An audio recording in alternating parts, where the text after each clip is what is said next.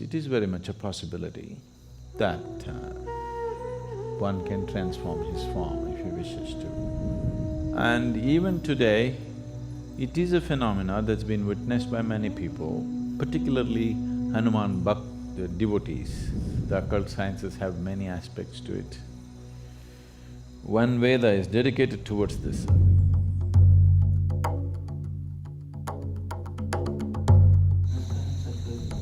From childhood, I used to hear about Hanuman.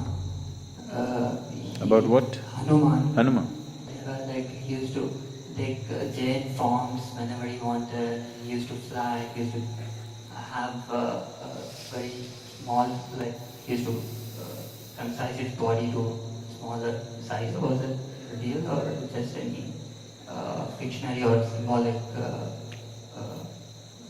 symbolic science or something like that? Thank you. About a certain person becoming small or big or flying or doing something else, is that a possibility? Very much a possibility, very much a reality. It was very much prevalent in this country, in this culture, but it was looked down upon. But it was looked up elsewhere, particularly in the Native American cultures. There is a whole tradition of shamanism where it is… even today there's any amount of talk about how a Native American shaman becomes an eagle, becomes a fly, becomes a wolf, transforms himself into some other form and gets there and all this. So these are not just stories, it is very much a possibility that one can transform his form if he wishes to. There is a panel in the Dhyana Linga where somebody transformed himself into a form that was relevant to someone else. Have you noticed it? You did not? So, about people taking on the forms that they wish according to the convenience is not a new thing or it's not an unheard of thing. Almost in every part of the world it is there.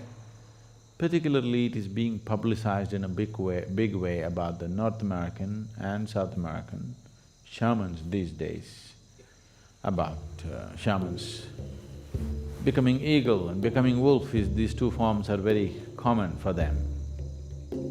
That was not unheard of here, but it was looked down upon in this culture. There it is being looked up to because this is not spirituality, this is occult. Here, our occult scientists, I call them scientists because they are that kind, they don't bother to convert themselves into a bird or an animal because the risk. There is a beautiful story about… what's the name of this sage who swallows the… You know whom I'm talking about? Ashwini Kumaras, and they went to him to learn this Shuklacharya. Yeah, he took the form of a horse, is it? Ashwini Kumaras took the form of horse and he swallowed what? Shuklacharya, I think. So, there's a whole big story which is maybe a kind of a branch out from Mahabharata, or it's more from Krishna Avtara kind of thing. So there are any number of historical events like that but that was considered crude way of doing things because when you take on the form of something else, this body has to be preserved and it can always be misused. So, there have been incidents where somebody left his body here in some safety and let's say became an eagle and flew for some time.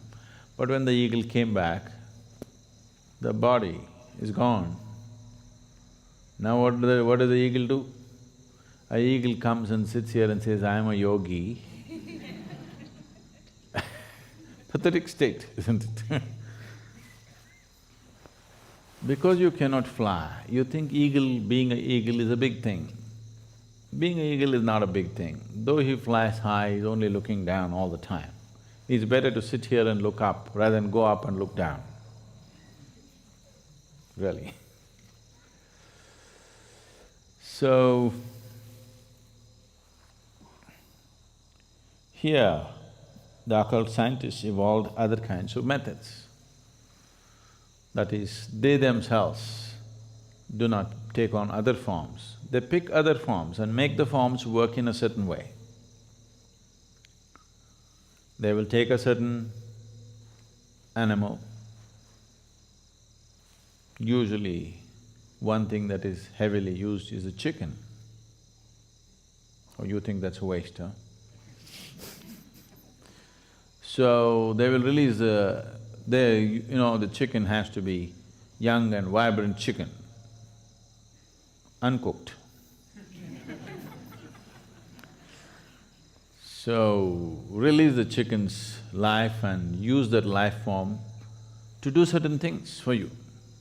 Rather than you taking on the chicken's body, you make that chicken do things controlled by remote-controlled chicken, all right?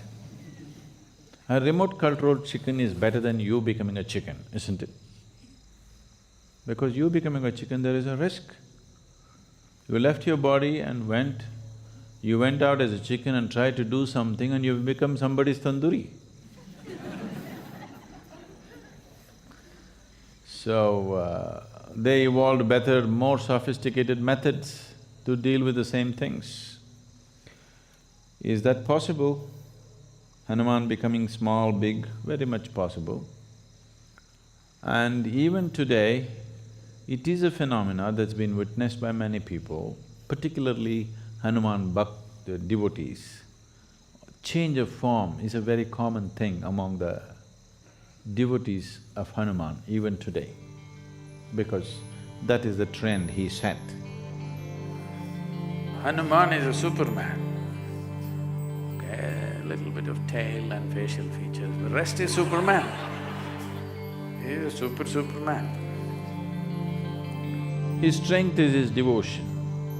The devotion in his heart is so strong. Because of that, he stood out shining, because of his sheer devotion. So, even if you happen to be a monkey, if you're a devotee, you can transcend your monkeyness and become something phenomenal. That's the story of Hanuman. It works even if you happen to be a donkey.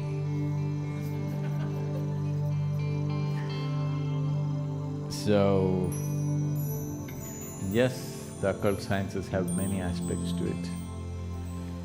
One Veda is dedicated towards this, Atharvana Veda is all about this.